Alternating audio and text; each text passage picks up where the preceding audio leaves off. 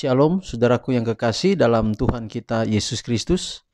Kita sudah ada di hari yang ke-10 di bulan Maret di tahun 2021.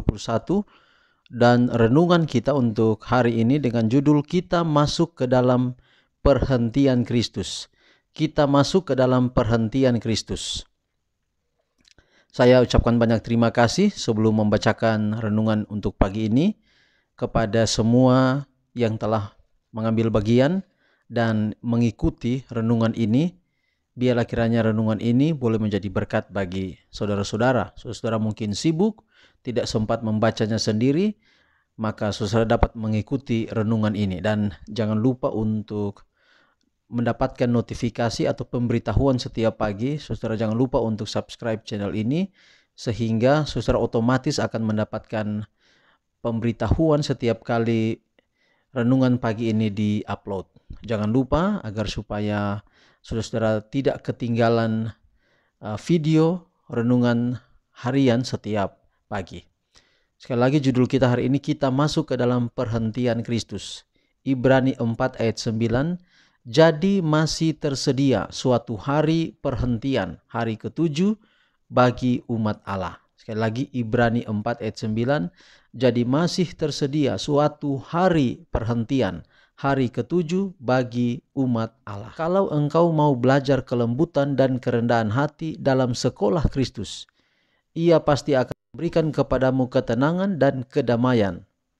Merupakan suatu perjuangan yang hebat untuk meninggalkan kehendak hati dan jalanmu sendiri. Tetapi setelah menamatkan pelajaran itu, engkau akan mendapat ketenangan dan kedamaian. Kesombongan, ambisi, dan sifat mementingkan diri sendiri harus dikalahkan. Kemauanmu mesti tenggelam dalam kemauan Kristus. Seluruh hidup boleh menjadi satu korban kasih yang tetap. Setiap perbuatan suatu kenyataan, dan setiap perkataan suatu ucapan kasih. Sebagaimana hidup pokok anggur itu beredar melalui batang dan tandan, turun ke dalam jaringan yang paling bawah, dan sampai ke daun yang paling atas. Demikianlah anugerah dan kasih Kristus menyala dan berkelimpahan di dalam jiwa, mengirimkan segala kebajikannya kepada segala bagian kehidupan dan menembusi segala penggunaan tubuh dan pikiran. Menjadi pekerja bersama dengan Kristus dalam pekerjaan besar untuk mana Ia menyerahkan nyawanya, kita akan mendapat sentosa yang benar. Ketika kita datang kepadanya dan belajar daripadanya. Ketika kita sebagai orang-orang berdosa, Ia menyerahkan nyawanya bagi kita. Dan Ia mau supaya kita datang kepadanya dan belajar daripadanya. Jadi kita harus mendapat sentosa. Ia berkata akan memberikan kepada kita sentosa. Belajarlah kepadaku karena aku lemah lembut dan rendah hati. Dalam melakukan ini maka engkau akan mendapat dalam pengalaman sendiri sentosa yang Kristus berikan. Sentosa yang datang dari mengenakan kuknya dan mengangkat bebannya. Suatu bentuk kesalehan tanpa kuasa berarti kepenatan dan beban. Tetapi apabila segenap hati dikerahkan dalam pekerjaan Kristus, adalah sentosa kepada jiwa. Karena Allah menyebabkan yang demikian beroleh kemenangan tiap-tiap hari atas segala kuasa kegelapan.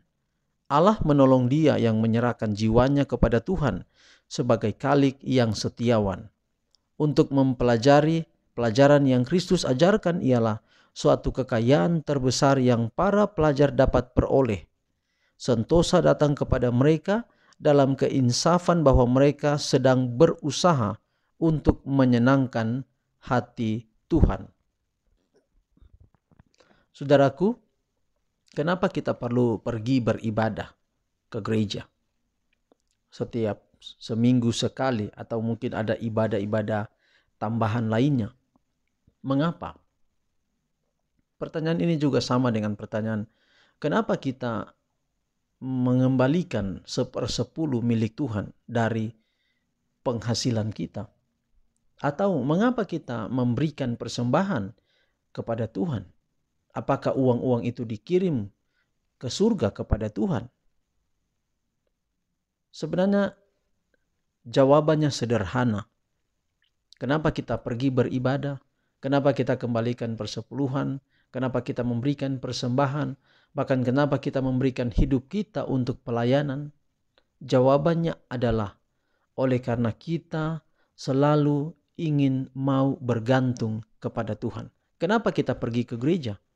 Karena kita tidak bisa hidup sendiri dengan perputaran, mengikuti arus perputaran dunia, sibuk dengan segala kegiatan kita, lalu kita tidak pernah pergi untuk Tuhan.